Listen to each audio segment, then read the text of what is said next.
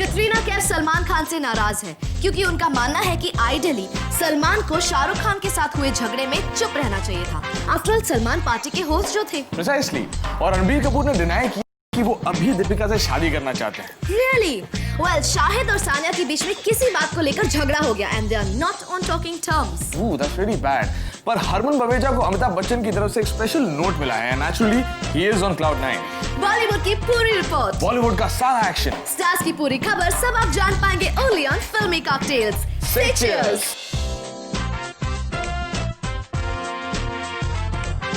Amir Khan talks about his emotional connect with Ganga.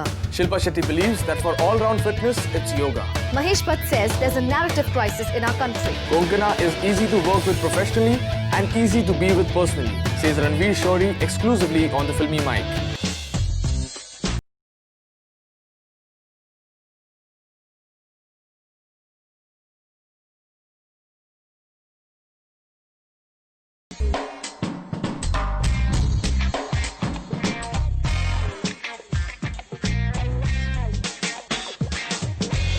Hi, I'm Shraddha. And I'm Vikram and you're with us on Filmy Cocktails. Your weekly cocktail of Bollywood goss and ज्ञान. It's official. Aamir Khan अब इमरान खान को अपनी next film में direct करेंगे। विक्रम, उससे ज्यादा दिलचस्प बात ये है कि आमिर खान अमिताभ बच्चन को अपनी अगली फिल्म में डायरेक्ट करेंगे। क्या कह रही हो तुम? वही जो तुम सुन रहे हो। That's right. दोनों ने अपने डिफरेंसेस को साइड में रखकर एक फिल्म की प्लानिंग की है and Big B and Amir will be finally seen acting together in a movie. नहीं श्रद्धा, ये वाकई में बहुत बड़ी न्यूज़ है क्योंकि इन दो सुपरस्टार्स को एक साथ फिल्म में कभी नहीं देखा गया है। हाँ, लेकिन अब बहुत जल्द देखेंगे। फिलहाल Aamir was seen promoting a book.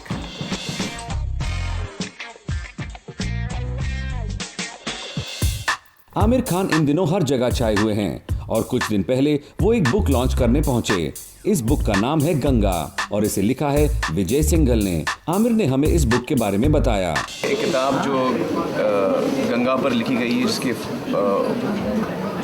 Photographs लिए गए हैं और ये जो 2500 किलोमीटर की जो जर्नी है गंगा की, वो इस किताब में लाई गई है। और ये एक ऐसी रिवर है जो गंगा जो है हमारे लिए एक इमोशनल कनेक्ट है। मतलब मैं आज तक गंगा मुझे I have not had the opportunity to actually be go to the Ganga, या मैंने गंगा को फर्स्ट हैंड एक्सपीरियंस नहीं किया है। मैं उतरा नहीं हूँ पानी में आज तक। उन शहरों से गुजरा हूँ जहाँ से गंगा गुजरती है, लेकिन ये मौका मुझे आज तक मिला नहीं है। लेकिन इसके बावजूद मेरा इमोशनल कनेक्ट है। अब ये बुक लॉन्च करने के बाद क्या आमिर वाराणसी जाने का प्लान बना रहे हैं? I would very much like to go. As I was saying earlier, you know, the importance of Ganga for all of us can be understood by the fact that someone like me who's not yet been there still connects with it. Aamir के आगे के 5 साल के plans क्या हैं? I'm not sure. I think I don't often think so far ahead. I'm often confused about what I'm going to do tomorrow. But I hope that I can continue to make films which I find exciting and then in turn my audience finds exciting. एक दौर था जब Aamir Khan media से बात तक नहीं करते थे और अब देखिए कितने मीडिया फ्रेंडली बन गए हैं वो। भाई वक्त की बात है। पता है श्रद्धा, आमिर खान अभी भी कोई ऐसी चीज एंडोर्स नहीं करते हैं जिसे वो खुद इस्तेमाल नहीं करते। मिसाल के तौर पर ये बुक गंगा ही ले लो। पहले आमिर ने इसे पढ़ा और जब उन्हें पसंद आई तब उन्होंने इसे लॉन्च करने का फैसला किया। That's really cool. होना भी ऐसा ही चाहिए। हमारे देश में जैसे स्टार्स बोलते हैं और कहते हैं, व्यूअर्स बिल्कुल वैसा ही करते हैं। There's this trend of star worshipping in our country. तो आपको क्या लगता है, क्या स्टार्स को वही चीजें एंडोर्स करनी चाहिए जिसे वो खुद इस्तेमाल करते हैं? Do you think that the stars should only endorse the products that they personally use? A yes B no. आपका जवाब हमें भेजने के लिए टाइप कीजिए FC स्पेस A या B और SMS कीजिए 59090 पर। You can also log on to www.myfilmy.com. अपना जवाब हमें जल्दी से भेज दीजिए। बाबा रामदेव का करियर मुश्किलों में पड़ गया है। क्या बात कर रहे हो विक्रम? सत्य है बालक। अरे क्योंकि शिल्पा शेट्टी जो अब योगा सिखाने लग गई हैं।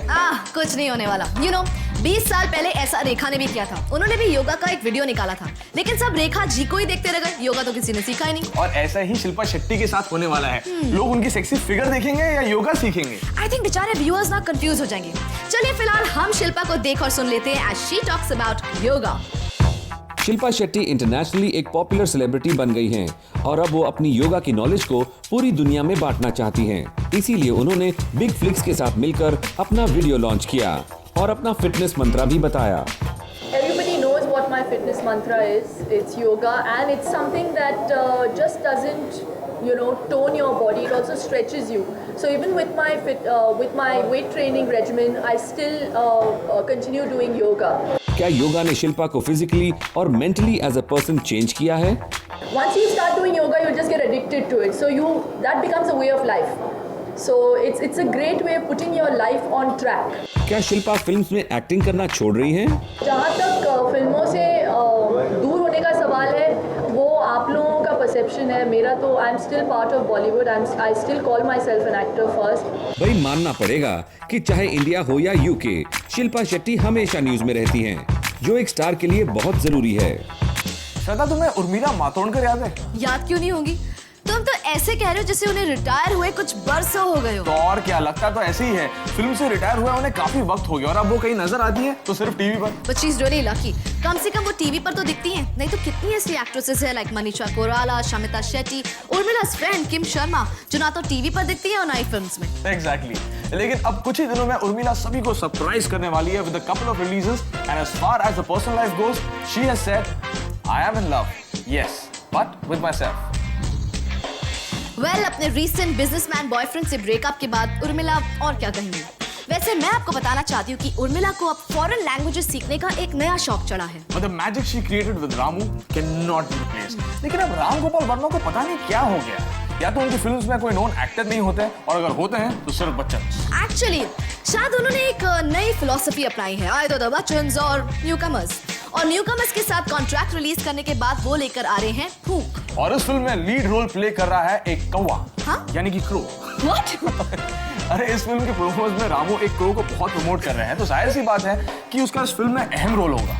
Well, maybe अब लगता है Ramu birds, reptiles and animals के साथ फिल्म्स बनाएंगे। एक्टर्स के ऊपर उनका कॉन्फिडेंस शायद नहीं रहा। फिलहाल वो फूक के प्रमोशन में लगे हुए हैं। राम गोपाल वर्मा कुछ ऐसे सब्जेक्ट्स पर फिल्म्स बनाते हैं जिस पर कोई फिल्म बनाने की हिम्मत भी नहीं करता। इस बार उन्होंने चुना है ब्लैक मैजिक को, लेकिन आखिर ये कॉन्सेप्ट उनके दिमाग में कहां से आया? You see, I've been hearing about black magic since a long time. जो भी लोग मानते और कहते हैं कि उनके साथ कुछ ऐसा हुआ, अगर किसी के साथ माने या ना माने ऐसा कुछ हुआ और उसका कुछ रेशनल एक्सप्लेनेशन है, एक साइंटिफिक और मेडिकल एक्सप्लेनेशन नहीं है, तो वो क्या करेगा वो आदमी? That's what really Fook is about. लेकिन फिल्म का नाम फूक क्यों रखा गया? I took that from this term called Jad Fook. I just think it's like a blue. I mean, it's like a force. If there is something evil. Generally ऐसे subjects के लिए किसी को भी काफी रिसर्च करनी पड़ती है। See, research is more in a psychological process, in terms of when we hear that somebody got affected with black magic, whether it is the mind state of the person or whether it is the imagination. I did my research both with occult people and psychiatrists. बिल्कुल अलग subjects पर film बनाने के लिए हिम्मत की जरूरत होती है, और राम गोपाल वर्मा ने कई बार ऐसी हिम्मत दिखाई है। रामू ने कर दी है बॉक्स ऑफिस पर झाड़ फूक, लेकिन फिल्मी कॉकटेल्स को कुछ नहीं होगा, क्योंकि हम फिल्मी कॉकटेल्स पर आगे लेकर आ रहे हैं Aisha Takya trying to figure out her figure. Ranveer Shori talks about his choice of roles, his personal and professional relationship with Konkana and more exclusively on the Filmy Mic. And Mahesh Bhatt talks about lack of original stories in Bollywood. I am Ritesh Deshmukh. You're watching me on Filmy Cocktails, only on Filmy. And Vikram watching Filmy Cocktails. Ayesha Takia को लगा कि इस बॉलीवुड में लीन और thin होना जरूरी है, इसीलिए तो उन्होंने थिन बनने की और एक कदम उठाया। We will give you the details. आजकल बॉलीवुड में साइज 0 का ट्रेंड कुछ ज्यादा ही चल पड़ा है। हर एक हीरोइन साइज 0 अचीव करना चाहती है, और इस रेस में अब आयशा टाकिया भी शामिल हो चुकी हैं, और स्लिम होने की चाह में उन्होंने सर्जरी करवा डाली। वैसे ऐसे किस्म की कॉस्मेटिक सर्जरी अभी आम हो गई है, लेकिन असली कहानी क्या है? कहा जाता है कि आयशा टाकिया ने जब फिल्म इंडस्ट्री में कदम रखा था तब वो काफी स्लिम थी, लेकिन कुछ समय बाद सुनने में आया कि उन्होंने सिलिकॉन इम्प्लांट करवाया, because of which she started looking well endowed in the right places. लेकिन बॉलीवुड में तगड़े कंपटीशन को मद्देनजर रखते हुए आयशा यूएस में गई और एक्स्ट्रा फैट रिड्यूस करा के आई। That sure is a lot of pain that Ayesha has gone through. वैसे अगर बॉलीवुड में सिर्फ लीडिंग लेडीज के साइज 0 होने से ही फिल्म्स हिट हो जाती तो कितना अच्छा होता, है ना? टाइम कैसे बीतता है पता ही नहीं चलता। रणवीर शोरी से जब किसी ने पूछा कि आपने बहुत कम टाइम में इतनी सक्सेस पा ली है, तो पता है उन्होंने क्या कहा? क्या? उन्होंने कहा मुझे इंडस्ट्री में 15 साल हो गए हैं और अब भी आप मानते हो कि कम टाइम लगा है? वेल, बात तो सही है। एक्टर बनने से पहले रणवीर वीजे मतलब वीडियो जॉकी थे और बस वहीं से शुरू हो गया उनकी एक्टिंग का सिलसिला। और बाकी सारी डिटेल्स हमें खुद रणवीर ही बताएंगे। So let's check him out.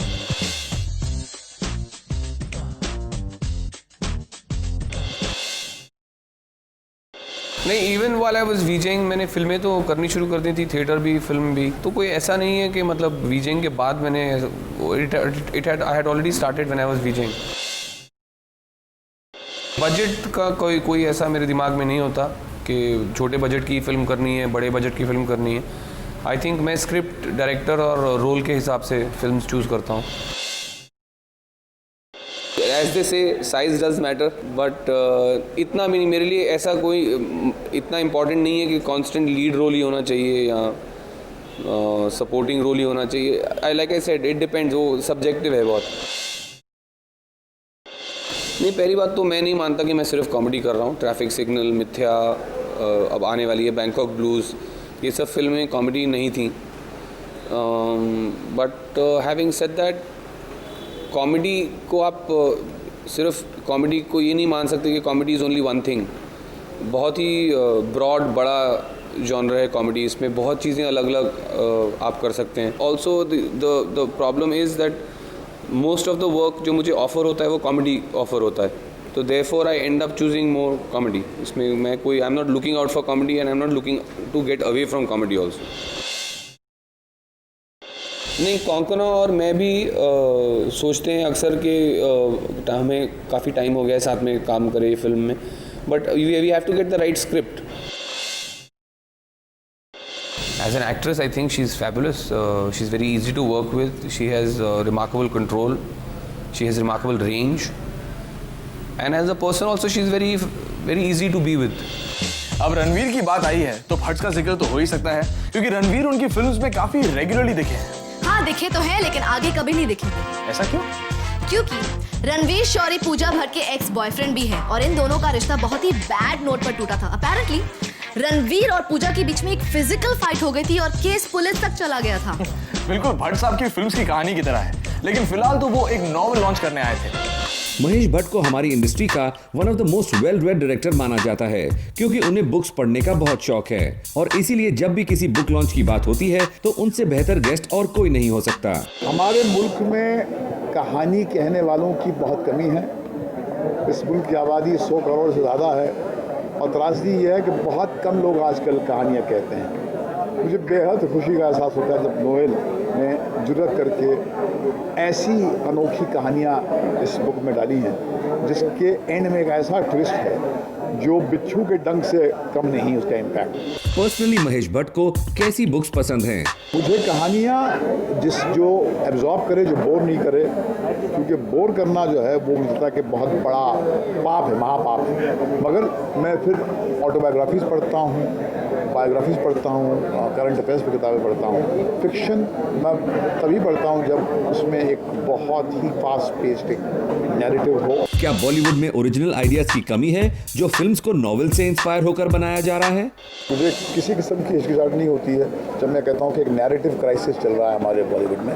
हमारे कथानक, हमारी सोच जो है अब भी 20 साल, 25 साल, 30 साल पुरानी है। ये कहना गलत नहीं होगा कि अगर सभी फिल्म मेकर्स भट्ट साहब की तरह अच्छी किताबें पढ़ें तो कम से कम हमें नए नए सब्जेक्ट पर फिल्म्स जरूर मिलेंगी। बाय द वे, मैंने सुना है कि रानी मुखर्जी के हाथ से धीरे धीरे सभी एंडोर्समेंट्स भी निकलते जा रहे हैं। भाई, अगर एक एक्टर की अगर इतनी सारी फिल्म्स लाइन से फ्लॉप होती चली जाए तो उनके साथ ऐसा ही होगा, लेकिन एक हिट देंगी सब वापस आ जाएंगे। लेकिन क्या रानी वो प्रोडक्ट्स यूज करती हैं जो वो एंडोर्स करती हैं? जो भी कहो यार, एक्टर्स को सिर्फ वही चीजें एंडोर्स करनी चाहिए जो वो खुद इस्तेमाल करें। ये तुम्हारा ओपिनियन है। I would like to know कि हमारी ऑडियंस इसके बारे में क्या कहती है। क्या स्टार्स को वही चीजें एंडोर्स करनी चाहिए जिसे वो खुद इस्तेमाल करते हैं? Do you think that stars should only endorse the products that they personally use? A yes, B no. आपका जवाब हमें भेजने के लिए टैग कीजिए FC स्पेस A या B और SMS कीजिए 59090 पर। You can also log on to www.myfilmy.com। अपना जवाब हमें जल्दी से भेजिए। तो गॉसिप और ज्ञान का सफर अब भी है जारी। तो फिल्मी कॉकटेल्स पर आगे देखिए A look at the debutant directors of 2008. मान गए मुगले आजम, our film in focus. Hi, I'm Rishita Bhatt and you're watching me on Filmy Cocktails, only on Filmy.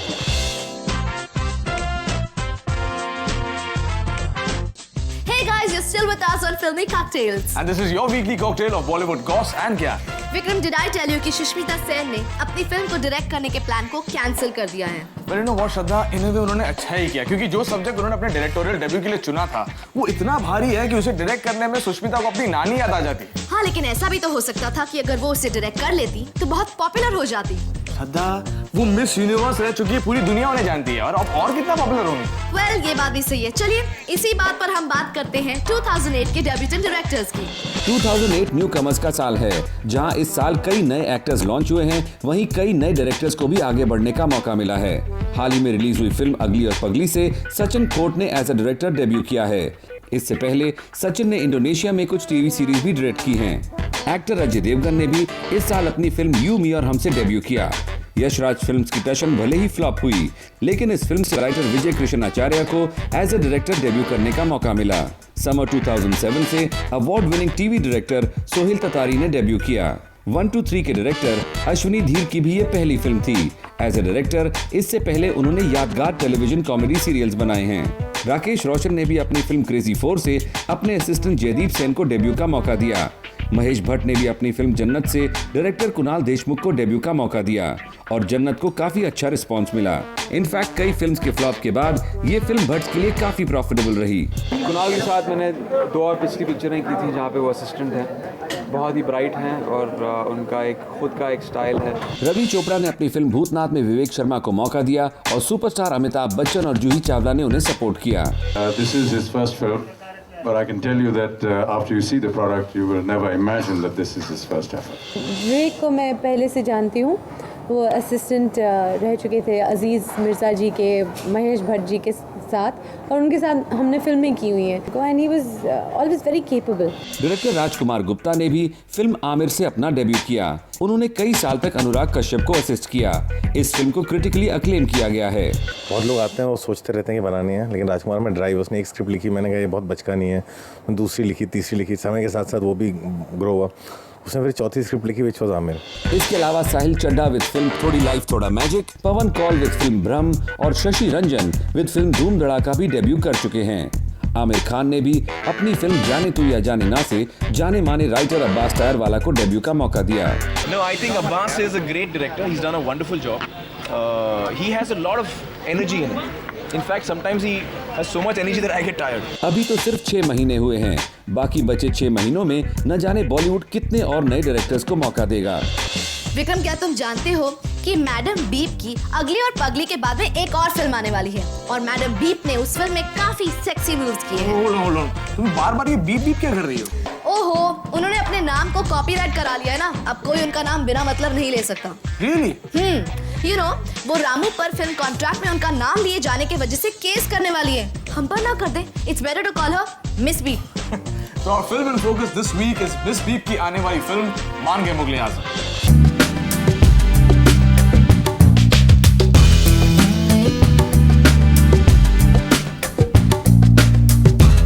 अलग किस्म की फिल्म है, मैड कॉमेडी है। एक थिएटर ग्रुप है जो मुगले आज़म परफॉर्म करता है, और एक छोटा सा थिएटर ग्रुप गोवा के पास किसी शहर के पास, और किस तरह वो देश को किसी बहुत बड़ी घटना से बचा लेता है। छोटे लोग बहुत बड़ा काम करके दिखाते हैं और लोग कहते हैं मान गए मुगले आज़म। ये उस स्पिरिट की कहानी है। परेश और मलिका की केमिस्ट्री बहुत अच्छी है। मलिका एंड राहुल की केमिस्ट्री अच्छी है। मलिका एंड केके की केमिस्ट्री अच्छी है। मलिका एंड पवन मल्होत्रा की केमिस्ट्री अच्छी है। मलिका एक बहुत बड़े मिशन का पार्ट है, और इसलिए किस तरह अपने चार्म को, अपने ग्लैमर को वो इस्तेमाल करती है और किस तरह एक बहुत बड़ा काम करती है, तो उसके आसपास ये कहानी जुड़ी हुई है। Mission is to save the country, and my Mohammed and my Max is Paresh Rawal's wife in the movie. Yeah, so it's both. It's a compliment, और मान के मुगले आज़म एक बहुत ही बेहतरीन फिल्म बनाई है, बहुत ही कॉमेडी फिल्म है, जिसमें मुझे मौका मिला है राहुल बोस, परेश रावल जैसे कलाकारों के साथ काम करने का।